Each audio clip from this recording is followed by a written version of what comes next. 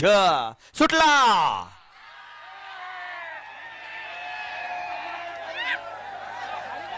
फायनलचा फेरा पळतोय. कोण होतोय 1 नंबरचा मानखरी. सुंदर अशी लढत चालू आली. अतिशय सुंदर आणि